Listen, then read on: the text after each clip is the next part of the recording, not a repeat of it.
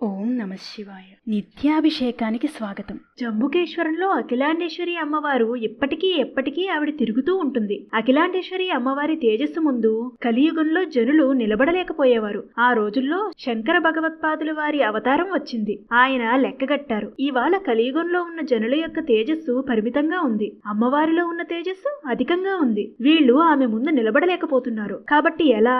ఈవిడ యొక్క తేజస్సు కొంత తగ్గించాలి. జంబుకేశ్వరంలో ఆ శంకర భగవత్పాదులు ఒక అపూర్వమైన ప్రయోగం చేశారు. వజ్రములతో, రత్నములతో, మరకత మాణిక్యములతో ఆవిడికి శ్రీచక్ర తాటంకములు వేశారు. ఆ శ్రీచక్ర తాటంకములు అమ్మవారి చెవులకు కుండలములుగా అలంకారం చేశారు. అందుకే భారతదేశంలో ఉన్నటువంటి మిగిలిన అమ్మవారి మూర్తులన్నీ ఒక ఎత్తు, ఒక్క జంబుకేశ్వరంలో ఉన్నటువంటి అఖిలాండేశ్వరి అమ్మవారి యొక్క మూర్తి ఒక ఎత్తు. ఆ శ్రీచక్ర తాటంకములు వేసిన తరువాత అందరూ అమ్మవారికి దగ్గరగా వెళ్లి నిలబడి దర్శనం చేసి ఆరాధన చేసేటటువంటి స్థితిని పొందారు. అటువంటి శ్రీచక్ర తాటంకములు మసగబారుతూ ఉంటాయి. కర్పూర నీరాజనం ఇస్తూ ఉంటారు కదా, అందుకని అవి తీసి మళ్లీ సానబెట్టాలి. పెద్దలు ఏమని చెప్పారంటే, ఆ శ్రీచక్ర తాటంకములలో వజ్రములు, వైడూర్యములు, రత్నములు, మాణిక్యములు, మరకతమణులు అన్నీ కలిసి 326 ఉన్నాయి అని చెబుతారు. చెవుల నుంచి అవి తీయాలి అంటే భారతదేశంలో ఒక్క కంచి కామకోటి పీఠాధిపతులదే అధికారం. ఆ తాటంకములు ముట్టుకోవాలంటే కంచి కామకోటి పీఠాధిపతులు వెళతారు. వెళ్లి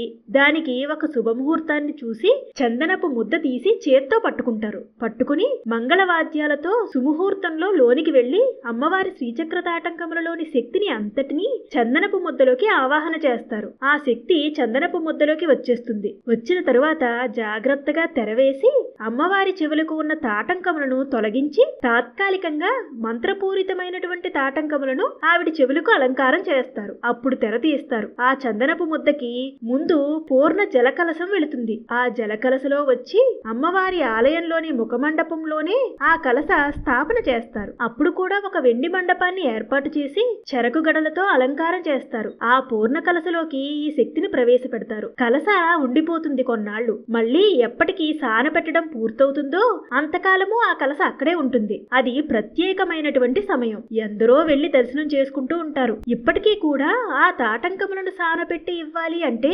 భారతదేశంలో మొత్తం మీద పరంపరాగతంగా అలా సానబెట్టే కుటుంబం ఒక్కటే ఒకటుంది. కోయంబత్తూరులో ఉంది ఒక స్వర్ణకారుల కుటుంబం. ఆ తాటంకాలు కోయంబత్తూరు వెళ్తాయి. వాళ్ళ ఇంట్లో పరమ శ్రద్ధా భక్తులతో వాటికి సానబెట్టి పట్టుకొచ్చి దేవాలయంలో సమర్పణ చేస్తారు. అలా సమర్పణ చేసిన తరువాత కంచికామకోటి పీఠాధిపతులు పూర్ణాహుతి చేసి ఆ తాటంకములు చేత్తో పట్టుకుని ఒక సమూహం శుభముహూర్తంలో మంగళవాద్యాలతో ప్రవేశం చేసి మంత్రపూరితంగా అమ్మవారి చెవులకు తాత్కాలికంగా పెట్టబడిన తాటంకములను తొలగించి మళ్లీ ఈ శ్రీచక్ర తాటంకములను అమ్మవారి చెవులకు వేస్తారు. అవి ఖచ్చితంగా చూసి తీరాలి. అది ఒక పరమాద్భుతం అంతే. శ్రీమాత్రే నమః.